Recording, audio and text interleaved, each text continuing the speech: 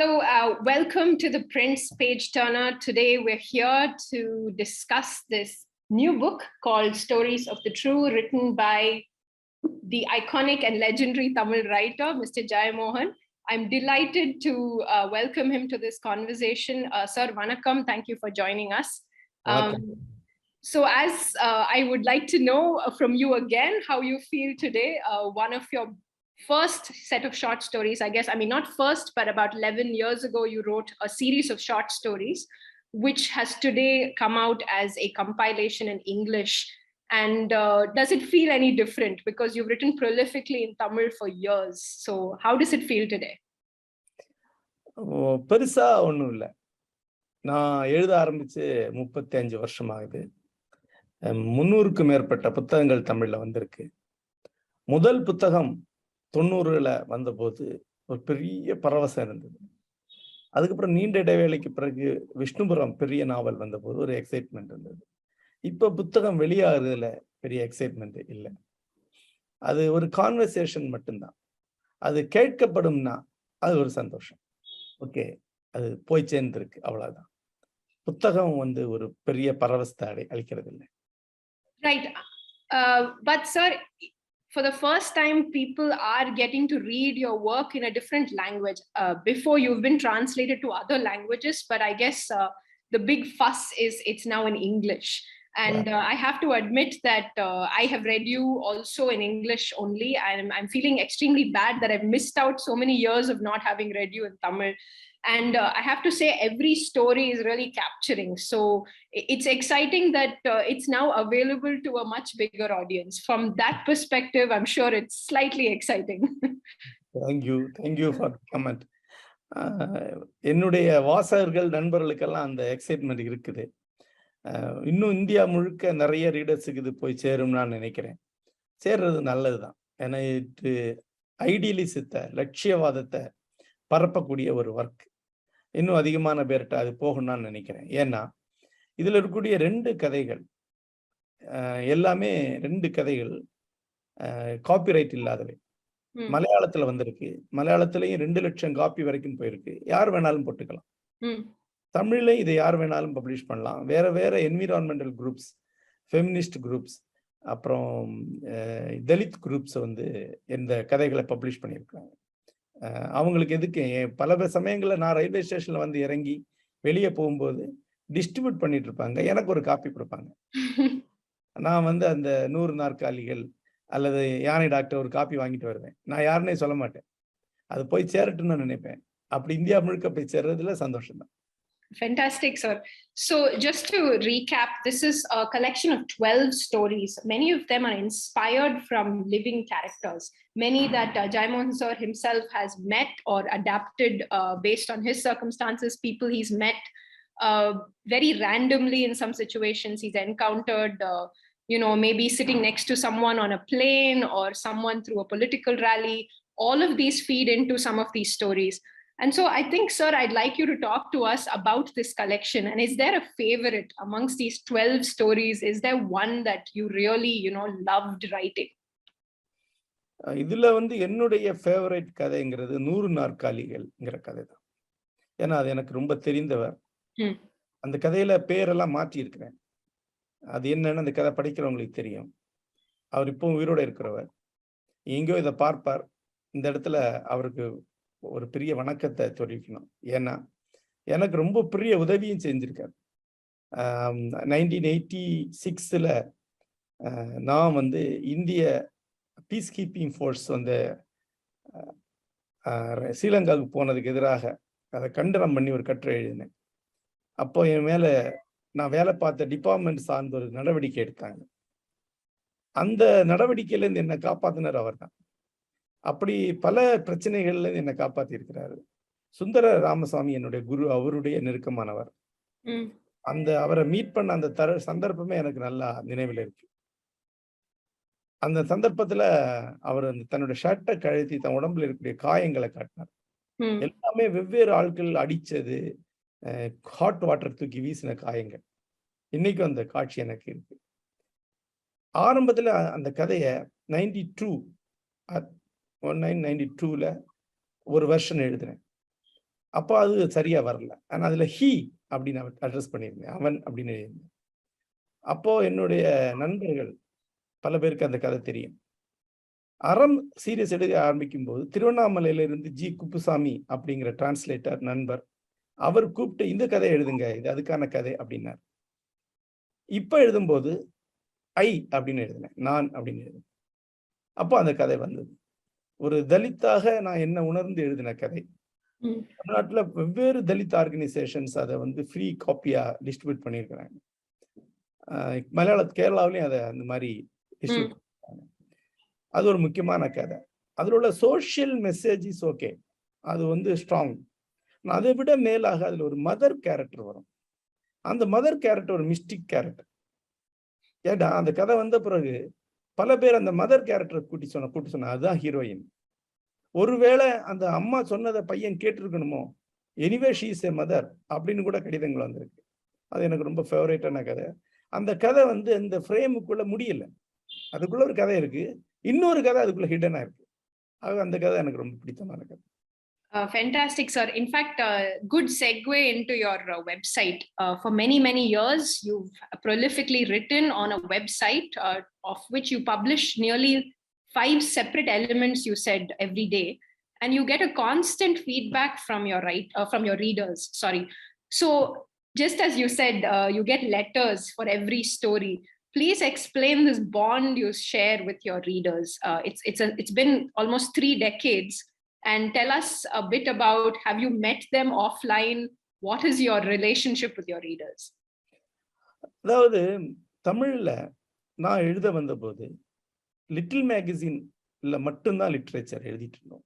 என்னுடைய ஆசிரியர், என்னுடைய முன்னோடிகள் சுந்தர ராமசாமி எல்லாருமே லிட்டில் மேகசின்ல மட்டும்தான் எழுதியிருக்கிறாங்க. லிட்டரரி மேகசின்ஸ் 200 காப்பீஸ் பிரிண்ட் பண்ணுவோம். பாப்புலர் மேகசின்ஸ், பாப்புலர் ரைட்டர்ஸ், அதெல்லாம் டோட்டலி வேற வேர்ல்டு. நான் வந்து லிட்டில் மேகசின் இயக்கத்திலேருந்து தான் வந்தேன், அதில் தான் எழுதினேன். அப்புறம் நான் முழுக்க அந்த மூமெண்ட்டை மட்டுமே நம்பி தான் ஃபங்க்ஷன் பண்ணேன். அதுக்கப்புறம் நான் வந்து சொல் புதிது அப்படிங்கிற நானே ஒரு லிட்டில் மேகசினை தொடங்கி நடத்தினேன், பெரிய பத்திரிகை. அப்போ இன்டர்நெட் வருது. இன்டர்நெட் வந்த உடனே இட் இஸ் ஒரு ஈஸி லிட்டில் மேகசின். அதாவது ஃபண்டு கம்மியாக போதும். ஆகவே நான் வந்து ஜெயமோகன்.in அப்படிங்கிற ஒரு சைட்டை தொடங்கினேன். இது ஒரு லிட்டில் மேகசின். இது என்டையர்லி ஃபார் மை ரைட்டிங். இது டெய்லி பப்ளிஷ் ஆகும். Articles, literary criticisms, recommendations and readers letters எல்லாமே இருக்கும். இது வந்து கடந்த 2007 இருந்து தொடர்ந்து வந்துட்டே இருக்கு. 2007 வந்து ஆனந்த விகடன் அதுல வந்த ஒரு கட்டுரையை வந்து ஒரு கான்ட்ரவர்சியா மாத்தினாங்க. அது வந்து it is against MGR and Sivaji Ganesan அப்படின்னு சொல்லி ஆனந்த விகடன் அதை பெரிய கான்ட்ரவர்சியா மாத்தினாங்க. அது நேச்சுரலி அது ஒரு enmity between serious kind of writer and common பிளாட்ஃபார்ம்ங்கிறது அதுக்கான காரணம். அவங்க எங்களை வந்து என்னை வந்து ஒரு மாதிரி டீஸ் பண்ண நினைச்சாங்க. ஆனா அது எனக்கு ஒரு 10,000 ரீடர்ஸை கொண்டு சேர்த்தது. நான் வந்து ஸ்ட்ராங்கா நின்னேன். நான் வந்து எந்த வகையிலும் தலை குனியலை. ஆனால் அந்த சந்தர்ப்பத்தை பயன்படுத்தி நிறைய பப்ளிஷ் பண்ணேன். சடன்லி 500 ரீடர்ஸ்லேருந்து 15,000 ரீடர்ஸுக்கு போயிட்டேன். இப்போ வந்து அரௌண்ட் 35,000 ரீடர்ஸ் வரைக்கும் அதுக்கு வராங்க, யூனிக் ரீடர்ஸ் வேர்ல்டு. ஸோ அந்த ஃபாரம் வந்து இன்றைக்கு வந்து தமிழில் மிகப்பெரிய லிட்டரரி ஃபாரம் அப்படின்னா, லிட்டரரி பப்ளிகேஷன்னா ஜெயமோகன்.in தான். டெய்லி இதாகும். ஒரு நாளைக்கு எனக்கு வந்து நியர்லி 60 to 70 ரீடர்ஸ் லெட்டர்ஸ் வரும். அதில் ஒரு 10 லெட்டர் 5 லெட்டர் வரைக்கும் பப்ளிஷ் பண்ணுவேன். பெரும்பாலும் எல்லாத்துக்கும் வந்து ரியாக்ட் பண்ணிடுவேன், ஒரு கடிதமாக பண்ணுவேன். ஸோ உலகத்தில் எல்லா நாடுகள்லையும் ரீடர்ஸ் இருக்கிறாங்க. அண்ட் 2010 அந்த ரீடர்ஸ் எல்லாரையும் சேர்த்து ஒரு ரீடர்ஸ் ஃபாரம் கிரியேட் பண்ணேன், விஷ்ணுபுரம்ங்கிற பேரில். விஷ்ணுபுரம் என்னுடைய நாவல் பேரில் ஒரு ரீடர்ஸ் ஃபாரம் கிரியேட் பண்ணேன். அதுக்கு யூஎஸ்ல 4 பிரான்ச் இருக்கு, அமெரிக்காவில். இந்தியாவில் தமிழ்நாட்டில் 15-20 பிரான்ச்சஸ் இருக்கு. மோர் தென் 1000 ஆர்டன்ட் ரீடர்ஸ், கமிட்டட் ரீடர்ஸ் இருக்கிறாங்க. ஒரு வருஷத்துல தமிழ்லேயே பெரிய லிட்டரரி அவார்டு நாங்கள் தான் கொடுக்குறோம். அது ஒரு பெரிய ஒரு நேஷனல் ஈவெண்ட்டாக நடத்துகிறோம். அதில் 300 ரீடர்ஸ் வந்து தங்கி 3 நாள் அந்த செமினார் அட்டென்ட் பண்ணுவாங்க, அந்த ஃபங்க்ஷனை செலிப்ரேட் பண்ணுவாங்க. அப்புறம் வருஷத்துக்கு ஒரு முறை என்னுடைய குரு நித்யா பேரில் ஒரு ஒரு poetry workshop and literary workshop நடத்துறோம். அது தவிர ஒரு வருஷத்துல 10க்கும் மேற்பட்ட லிட்டரரி ஈவெண்ட்கள் நடத்துறோம். ஒரு லிட்டரரி அவார்டு கொடுக்க ஆரம்பிச்சிருக்கோம். இப்போ தமிழ் விக்கிங்கிற பேர்ல ஒரு encyclopedia for modern literature and culture தமிழுக்கு ஒன்று ஆரம்பிச்சிருக்கோம். அது பெரிய ஒரு யூனிவர்சிட்டி செய்ய வேண்டிய வேலை. நியர்லி 60 பீப்புள் அதில் கான்ட்ரிபியூட்டர்ஸாக இருக்காங்க. அதுவும் இந்த ரீடர்ஸ் ஃபாரமத்துலேருந்து தான் வருது. இந்த ரீடர்ஸ் கம்யூனிகேஷனுங்கிறது வந்து ஒரு கண்டினியூஸ் ஆன ஒரு ப்ராசஸ். இப்போ தமிழ்நாட்டில் நான் வந்து என்னுடைய ஸ்பீச்சுக்கு டிக்கெட் வைக்கிறேன். 300 rupees டிக்கெட் வச்சு ஸ்பீச்சஸ் லிட்டரரி ஸ்பீச் நடத்துகிறேன். அதில் 200லேருந்து 300 ஆடியன்ஸு பணம் கட்டி வந்து ஸ்பீச்சஸ் கேட்குறாங்க. இது எல்லாமே இந்த ஃபாரத்தில் இருக்கக்கூடிய அந்த கம்யூனிகேஷன் வழியாக தான். அண்ட் தொடர்ந்து ரீடர்ஸோட கம்யூனிகேஷனில் இருக்கு. When it comes to, one thing you mentioned is this sort of pushback that you get often for your writing. People have a lot of opinions about what you write. Despite the love and the community that you have created, you are sometimes seen as the person everybody has a problem with also. Everyone wants to label you. Everyone wants to tell you you're this side or that side. But you keep calm through that process, right? Can you explain how you deal with social media and the trolling culture that we see today? The first thing is நான் வந்து very strong apolitical person. அரசியல் அற்ற ஆள். அரசியலுக்கு அப்பால் பட்டு யோசிக்கக்கூடிய கொஞ்சம் பேரை உருவாக்கணுங்கிறத என்னுடைய நோக்கம். நான் என்னுடைய ரீடர்ஸ் தொடர்ந்து பொலிட்டிக்ஸ் வெளியே தண்ணி தான் பேசுவேன். எந்த சைடு எடுக்கக்கூடாதுங்கிறத. அது எடுக்கக்கூடாது நான் சொல்லலை. ஆனால் ஒரு சொசைட்டியில் பொலிட்டிக்ஸுக்கு அப்பால் யோசிக்கக்கூடிய ஒரு வெரி ஸ்ட்ராங் இன்டெலெக்சுவல் கம்யூனிட்டி இருக்கணும்னு நான் நினைக்கிறேன். அது பர்டிகுலர் இப்போ either ரைட் ஆர் லெஃப்ட் எல்லாருமே ஒரு committed political point of view இருக்கு. அதுக்கப்புறம் எல்லாமே அந்த பாயிண்ட் ஆஃப் வியூல தான் பார்க்குறாங்க. அது லிட்ரேச்சருக்கு, ஃபிலாசபிக்கு, ஹிஸ்டரிக்கல் ஸ்டடிக்கு ரொம்ப நெகட்டிவான ஒரு விளைவை உருவாக்கும். ஆகவே நான் அதை ரொம்ப ஸ்ட்ராங்காக வலியுறுத்துறேன். அப்போ பொலிட்டிக்கல் ஸ்ட்ராங் கமிட்மெண்ட் உள்ளவங்க உள்ள வருவாங்க. அவங்க பொலிட்டிக்கல் சைடை என்கிட்ட ஆர்கியூ பண்ணுவாங்க. ஒரு கட்டத்தில் வந்து விலகி போயிடுவாங்க. உள்ள வரக்கூடியவங்க ஒரு 10% ஆட்கள் வந்து ஏதோ வகையில் அதை காலப்போக்கில் விலகி போவாங்க. அது நான் கமிட் பண்றது கிடையாது. அது ஓகே, அப்படிதான் இருக்கும்.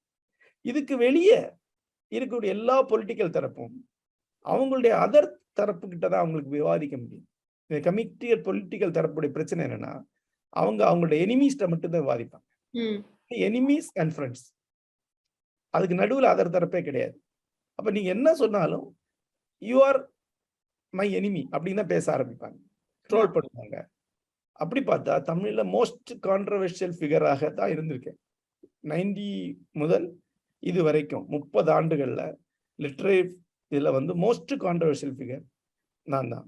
என்னை பற்றி பெரும்பாலான காமன் ஆடியன்ஸ் கான்ட்ரவர்சிஸ் வழியா தான் தெரிஞ்சுக்கிறாங்க. ஒரு வகையில என்னுடைய பாப்புலாரிட்டிக்கு காரணமும் கான்ட்ரவர்சி தான். எனக்கு வரக்கூடியவங்க எல்லாருமே ஒரு சீப் கான்ட்ரவர்சி வழியா உள்ள வருவாங்க. தென் என்ன படிப்பாங்க, என்னோட ரீடரை மாறி. நான் அதனால கான்ட்ரவர்சியை பத்தி கண்டுக்கிறதே கிடையாது.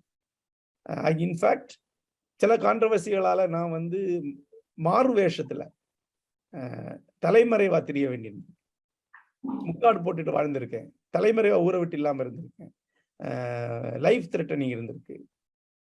பல பிரச்சனைகள் இருந்திருக்கு. என் வீட்டுக்கு முன்னாடியே வந்து போஸ்டர் வச்சிருக்காங்க, வீட்டுல வந்து த்ரெட்டன் பண்ணியிருக்கிறாங்க. ஆனா நான் வந்து ஒரு 2 விஷயம். ஒண்ணு, தனி மனிதனா நிக்கணும், எந்த அமைப்புடைய உதவியை நாடக்கூடாது, இண்டிவிஜுவலா நிக்கணும். 2, எஸ் நான் ஒரு கருத்து சொல்றேன், அதுக்காக என்ன அடிக்கிறாங்கன்னா அந்த அடியும் வாங்க வேண்டியது என்னுடைய டியூட்டி தான். அடிச்சுட்டு போட்டோம், அடி வாங்குறேன். அந்த மூட்ல தான் இன்றைக்கு வரைக்கும் இருக்கிறேன். ஆனா எனக்கு தமிழ்நாட்டுடைய காமன் மேனுடைய ஒரு நீதி உணர்வு மேல ஒரு நம்பிக்கை இருக்கு. ஒரு ஈவெண்ட் சொல்லலாம்னு நினைக்கிறேன்.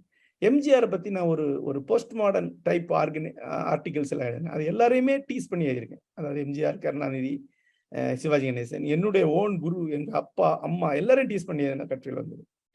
அதுல எம்ஜிஆர் பத்தின கட்டுரையை கான்ட்ரவர்சி ஆக்குனாங்க. அப்போ ஒரு டெய்லர் என்னை கூப்பிட்டு கொன்னுடுவேன் அப்படின்னு த்ரெட்டன் பண்ணார். அந்த டைம்ல வீட்டுக்கு ரவுடிஸ் வந்துகிட்டே இருந்த காலம். ஆனா ஒரு 3 months பேக் அதே டெய்லர் என்ன போன்ல கூப்பிட்டார்.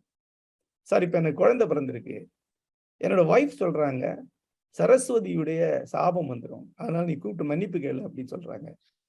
ஜஸ்ட் பிளஸ் மை சைல்டு அப்படின்னு. நான் சொன்னேன், மை சைல்டு, நீ என்னதான் சொன்னாலும் உன்னுடைய குழந்தைக்கு என்னுடைய பிளஸிங் உண்டு, உன்னோட குழந்தைக்கு படிப்பு வரும். எஸ், ஐ ஆம் சரஸ்வதி அண்ட் ஐ ஆம் பிளஸிங். ஒரு பொண்ணு வீட்டுல இருந்த சொல்லுது இல்ல, ஒரு ரைட்டர்கிட்ட, ஒரு லிட்டரரி பர்சன்ட்ட ஒருபோதும் பகைச்ச கூடாதுன்னு சொல்லுது இல்ல, அதுதான் இந்தியாவுடைய ஸ்ட்ரென்த், அதுதான் இந்தியன் தமிழ் மைண்டோட strength. So I am in the cinema industry. இதுவரைக்கும் 18 இயர்ஸ்ல ஒரு ப்ரொடியூசர் கூட ஒரு பைசா கூட எனக்கு பாக்கி வச்சது, ஒருத்தர் கூட நான் பணம் கொடுன்னு கேட்டது கிடையாது. ஏன்னா இது சரஸ்வதியோட தொழில் நான் நினைக்கிறேன். அவங்க வேற ஆள்கிட்ட ஏதோ பண்ணுவாங்க, பிசினஸ் பண்ணுவாங்க, என்கிட்ட யாரும் பிசினஸ் பண்ண மாட்டாங்க. So I believe that idealism. அது எனக்கு காவலா. Because you mentioned Tamil cinema, it's great for the next question. I think everyone would like you to talk a little about how you've adapted what is a much awaited film in Tamil Nadu for next month, in September, end of September, which is the Ponniyin Selvan first film that's coming out, directed by Maniratnam sir. Can you tell us a bit of how you adapted what is essentially a large piece of work to this generation, making it a crisp script? What went into it, and how did you think of it from the point of view of young people in Tamil Nadu watching something that is a historic fiction? Ponniyin Selvan வந்து historical ரொமான்ஸ்னு western critics சொல்லக்கூடிய genre சேர்ந்தது. அது Walter Scott, Alexander டூமா போன்றவங்க எழுதினது. அவங்க 2 பேரோட இன்ஃப்ளூயன்ஸ்ல எழுதப்பட்ட ஒரு நாவல். குறிப்பா வந்து 3 மஸ்கிட்டர்ஸுடைய டைரக்ட் இன்ஃப்ளூயன்ஸ் உண்டு, த பிரிசனர் ஆஃப் செண்டாவுடைய இன்ஃப்ளூயன்ஸ் உண்டு. இந்த நாவல் ஆனா தமிழ் ஹிஸ்டரியில ஒரு மேஜர் பார்ட்டை எடுத்து எழுதப்பட்டிருக்கு. பெரும்பாலும் இன்ஸ்கிரிப்ஷன்ஸ் அடிப்படையில் தான் இந்த நாவல் எழுதப்பட்டிருக்கு. அண்ட் இது glorious period of Tamil Nadu, Chola period இது காட்டுது. அதனால இது தமிழ்நாட்டில் பெரிய ஹிட் ஆயிடுச்சு. தமிழ்நாட்டுடைய மோஸ்ட் பாப்புலர் லிட்டரரி டெக்ஸ்ட்ங்கிறது வந்து பொன்னியின் செல்வன் தான். ஆனா ஏன்னா அது ஒரு 7ஆம் கிளாஸ் 8ஆம் கிளாஸ் படிக்கும்போது, at the age of 10 to 15 அதுல படிக்க வேண்டிய கிளாசிக், ஒரு பாப்புலர் கிளாசிக். இது வந்து சாகசம், வேடிக்கை, family ties and a glorious past இது உள்ளது. இது ஒரு பாப்புலர் கிளாசிக். அப்ப அது ஃபிலிமுக்கு எப்பவுமே பாப்புலர் கிளாசிக் தான் சரியா வரும். கான் வித் தி விண்ட் நாவல் வந்து ஒரு கிளாசிக்கான லிட்டரரி பீஸ் அல்ல. ஆனா மூவி வந்து அதுல இருந்து எடுக்கும்போது இது பிகேம் எ கிளாசிக். ஆனா வார் அண்ட் பீஸ் அல்லது பிரதர்ஸ் கரமசோவ் மூவியா எடுக்கும்போது அது அவ்வளவு பிரமாதமா வரல. ஏன்னா அது literary classic, not movie classic. இது அது மாதிரி, இது ஒரு பாப்புலர் கிளாசிக் ஃபார் மூவிஸ்.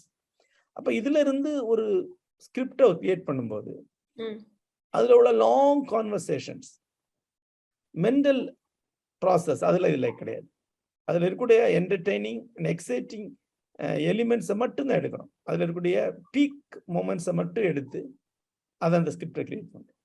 2010 அதுக்கு ஒரு 1 மூவியா ஒரு ஸ்கிரிப்ட் எழுதணும். அப்போ அதை எடுக்க முடியல. தென் இதை 2 மூவி ஆக்கி இப்போ ஸ்கிரிப்ட் எழுதியிருக்கிறோம். மேஜரா நான் மணிரத்னம் எழுதணும். மணிரத்னம் வந்து குமரவேல்ங்கிற ஒருவர் எழுதின நாடகத்துடைய பேட்டர்னை இதில் அடாப்ட் பண்ணியிருக்கிறார். இந்த திரைக்கதையில மெயினா கேரக்டர்ஸ், கல்கியோட கேரக்டர்ஸ் வந்து வெல் டிஃபைன்டு, ப்ரிசைஸான கேரக்டர்ஸ், அந்த கேரக்டரை பயன்படுத்தி அண்ட் எக்ஸைட்டிங்கான மூமெண்ட்ஸ் வந்துகிட்டே இருக்கு. பெரும்பாலான மூமெண்ட்ஸ் கல்கியுடைய வே ஆஃப் நரேஷன்ல யார்கிட்டயும் சொல்ற மாதிரி தான் வருது. ஆனா இதுல அது ஈவெண்டாவே வரும். இப்போ சேவூர் போர்க்களத்தை பற்றி, சேவூர் பேட்டில் ஃபீல்டை பற்றி கல்கியில ஒரு கேரக்டர் தான் சொல்லுவாங்க, அல்லது ஆதரே ஒரு இடத்துல சுருக்கமா சொல்லுவார். ஆனா நாங்க அதை நரேட் பண்ணியிருக்கோம். திஸ் மூவியுடைய கிராமர். இப்படி இந்த ஸ்கிரிப்ட் எழுதியிருக்கிறோம். இது ஒரு என்டர்டெய்னிங் மூவி. அதே சமயத்துல the golden period of Tamil அது வந்து ஸ்கிரீன்ல வரும். அது நெக்ஸ்ட் ஜெனரேஷனுக்கு ரொம்ப முக்கியம். எப்பவுமே நம்ம வந்து நம்முடைய பாஸ்ட்டை பத்தி மூவி வழியா தான் தெரிஞ்சுக்கிறோம். பொன்னியின் செல்வன் வழியா நம்ம சோழர்ல தெரிஞ்சுக்கலைன்னா இதுக்கு முன்னாடி வந்த பழைய தமிழ் சினிமாக்கள் அடிப்படையில் தெரிஞ்சுட்டு இருக்கோம். நமக்கு ட்ராய் எப்படி தெரியும்? சினிமா வழியா தான் தெரியும். கிளியோபாட்ரா சினிமா வழியா தான் தெரியும். தோர் வந்து சினிமா வழியா தான் தெரியும். அது மாதிரி தான் இதுவும் ஹிஸ்டரியுடைய பாப்புலர் நரேஷன், டைரக்ட் நரேஷன்ல. இது டாக்குமெண்ட்ரி கிடையாது, இட்ஸ் an என்டர்டெய்னர். ஆனா வந்து அது அந்த ஹிஸ்டாரிக்கல் பீரியடை காட்டும். It's a much awaited film, sir. Everyone's looking forward to it. So I'll leave you with a last question about the craft of how you write. We were discussing before when we met about how, you know, when I read your stories, there's a certain like visceral reaction I have. I'm reading that and feeling like this has actually happened to somebody. This feels like it has happened to me. It has happened to somebody I know. You said that a lot of the stories in this collection are things that sometimes you yourself experienced. So if we can maybe talk about the process of how you combine, it feels like it's in that mixing area of fiction and nonfiction. And we were talking about it being a postmodern sort of writing. Is this mixing? Can you please help us understand this mixing? How do these two worlds come together? And is it okay that they are not separate and that they mix this way? ஒன்னு நான் எழுதும்போது அந்த ஒரு வர்க்குக்காக உட்கார்ந்து research பண்றது கிடையாது. ஒரு வர்க்குக்காக intellectually அது என்ன ஆர்கனைஸ் பண்ணிக்கிறது கிடையாது, ட்ரெயின் பண்ணிக்கிறது கிடையாது. ஆனா எப்பவுமே ரிசர்ச்ல இருப்பேன். எனக்கு பிலாசபி, ஹிஸ்டரி ரெண்டுல இன்ட்ரெஸ்ட் உண்டு. அண்ட் ஒரு பெரிய டிராவலர் நான். அதனால தொடர்ந்து டிராவல் பண்ணி மீட் பண்ணி, உதாரணமா என்னுடைய 26வது வயசுல கேலுச்சரண் மகாபாத்ரா பாக்குறதுக்காக மட்டுமே நான் ஒரிசா போயிருக்கேன். தேடி போய் அவரை பார்த்துட்டு வந்திருக்கேன். எனக்கு பிடித்த ஒருத்தரை போய் பார்த்துருவேன். பல முக்கியமான பர்சனாலிட்டிஸை வீட்டுக்கு போய் தேடி வாசல்ல காத்து நின்று பார்த்துட்டு வந்திருக்கேன். இதெல்லாம் என்னோட எக்ஸ்பீரியன்ஸ். உடனே வந்து எழுத மாட்டேன், அது எனக்குள்ள இருக்கும். இப்படி நான் பார்த்தவர்கள் தான் இதுல பல பேர் சந்தித்தவர். ஆனா உடனே அதெல்லாம் எழுதல. இப்போ ஒரு கிரியேட்டிவ் இம்பல்ஸ் ஒன்று வருது, எழுதணும்னு தோணுது. இது 2010 ஜனவரியில திடீர்னு இதை எழுத ஆரம்பிச்சேன். ஏன்னா எனக்கு அதுக்கு முன்னாடி நான் ஒரு ஐடியலிஸ்ட், இதுல நம்பிக்கை கொண்டவன், ஒரு ஐடியலிஸ்ட். அந்த ஐடியலிசம் திடீர்னு குறைய ஆரம்பிச்சது. அதுக்கு ரோல் இல்லையோ, அவுட் ஆஃப் கான்டெக்ஸ்ட்ல நான் வாழ்றேன்னு எண்ணம் வந்தது. அது இன்னும் ரொம்ப ஒரு ஹாண்டிங் ஆன ஒரு விஷயமா இருந்தது. ஆனா இதுல இருக்கக்கூடிய ஐடியலிஸ்ட் பர்சன்ஸ் வழியாக நான் வந்து என்ன ரீடிஸ்கவர் பண்ணிக்கிட்டேன். நான் வந்து தொடர்ச்சியான ஒரு பெரிய ஒரு இமோஷனல் அவுட்பஸ்டுக்கு ஆளாகி அந்த அறம்ங்கிற முதல் கதை எழுதினேன். ஒரு ராத்திரில எழுதிட்டேன். உடனே எழுதி வித்தின் 5 minutes அது பப்ளிஷ் ஆயிடுச்சு எங்க சைட்ல. காலையில தூங்கி எந்திரிச்சா அதுக்கான 85 வாசகர் கடிதங்கள் வந்திருக்கு. அன்னைக்கு காலையில 6 மணிக்கு ஆரம்பிச்சு நெக்ஸ்ட் கதை எழுதி முடிச்சிட்டேன்.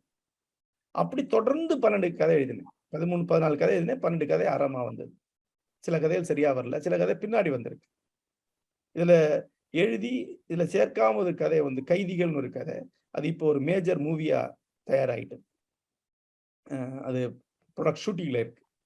அந்த மாதிரி எழுதினேன்.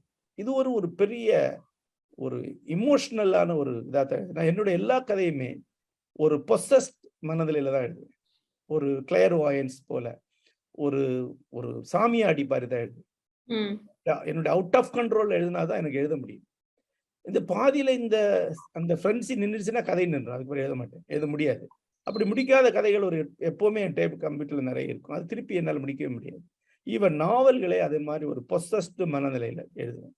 என்ன சொல்லனா, லாங்குவேஜ், அதுல இருக்கக்கூடிய மியூசிக்காலிட்டி, அது உருவாக்கக்கூடிய ஒரு வகையான ஹிப்னோடைஸ்ட் மனநிலை, ஒரு டிரான்ஸ் தான் அந்த எழுத வைக்குது. லாங்குவேஜ் உருவாக்கக்கூடிய. இப்போ இதனுடைய ஃபார்ம் பார்த்தீங்கன்னா, இது ஹாஃப் ஹிஸ்டரி, ஹாஃப் ஃபிக்ஷன். இது அறம் பொறுத்தவரையில 70% ஹிஸ்டரி, 30% ஃபிக்ஷன். ஃபிக்ஷன்ங்கிற அந்த இமோஷனை எலிவேட் பண்றதுக்காக, அந்த சிச்சுவேஷனை விஷுவலைஸ் பண்றதுக்காக மட்டும்தான் ஃபிக்ஷன் எலிமெண்ட் இருக்கு. இப்படி எழுதலாமான்னு கேட்டா, it's a post modern right. Post modern writing பண்ணக்கூடியது அந்த பேரியர்ஸை கிரே ஆக்குறது. இப்போ நான் வந்து விஷ்ணுபுரம்னு ஒரு நாவல் எழுதியிருக்கேன். இது சப்போஸ் தமிழ் எழுதப்பட்டதிலே பெஸ்ட் நாவல்னு அதை தான் சொல்லுவாங்க. ஏன்னா ஒரு 2001-3 வந்து குமுதம் பத்திரிகை தமிழ் உள்ள மேஜர் கிரிட்டிக்ஸ்ட தமிழ்ல பெஸ்ட் நாவல் எதுன்னு கேட்டபோது 10 கிரிட்டிக்ஸ்ல 9 பேர் வந்து விஷ்ணுபுரம் தான் சொன்னாங்க. அது சப்போஸ் தமிழ்ல பெஸ்ட் நாவல் சொல்லுவாங்க. அந்த நாவல் ஒரு பேரலல் ஹிஸ்டரியை கிரியேட் பண்ணுது. ஒரு ஹிஸ்டரிக்கு பேரலான ஒரு ஹிஸ்டரியா வித் எவ்ரி பாசிபிள் டேட்டாவோட ஒரு என்சைக்ளோபீடிக்கா அது வந்து ஒரு ஹிஸ்டரியை கிரியேட் பண்ணுது. கொற்றவைன்னு ஒரு நாவல் எழுதியிருக்கேன். அது ஒரு பேரலல் மைத்தாலஜியை கிரியேட் பண்ணுது. அந்த மித்தாலஜி கிடையாது. ஏற்கனவே இருக்கக்கூடிய மைத்தாலஜியை வேறொன்னா மாற்று, டோட்டலி ஃப்ரெஷ் மைத்தாலஜி. அப்போ பேரலல் மைத்தாலஜி, பேரலல் ஹிஸ்டரி உருவாக்குற மாதிரி, பேரலல் நியூஸ், பேரலல் பயோகிராஃபி எல்லாத்தையுமே ஃபிக்ஷன் கிரியேட் பண்ணும். அதுதான் இது. இன்னொரு வகையில் பார்த்தா அதே போல ஆர்டிகிள்ஸ் எழுதும்போது அதுல ஃபிக்ஷனுடைய டூல்ஸ் பயன்படுத்துறது இன்னைக்கு போஸ்ட் மாடர்ன் ரைட்டிங். என்னுடைய எக்ஸ்பீரியன்சஸ் நான் ஆர்டிகிள் எழுதியிருக்கேன். என்னுடைய நிறைய எக்ஸ்பீரியன்ஸ், டிராவல் எக்ஸ்பீரியன்ஸ் எழுதியிருக்கேன். அது எல்லாமே ஒரு ஃபிக்ஷனுடைய டூல் வச்சு தான் எழுதப்படும். அப்போ நான் fiction becoming fiction, fiction becoming நான் ஃபிக்ஷன். அது ஒரு 20th century 21st century phenomenon. அது ஒரு போஸ்ட் மாடர்ன் எலிமெண்ட் சொல்லலாம் ஃபிக்ஷன்ல. Thank you very much, sir. Once again, if you haven't read Jeyamohan sir's work, this is the new book that is out today. It's called Stories of the True. It's translated by Priyamvada. Excellent translations of sir's fantastic stories. Thank you so much for joining us, sir, today for the Print Page Turner. This is Soumya Ashok. I'm a senior editor with ThePrint. I'm the Chennai correspondent. And thank you so very much for tuning in.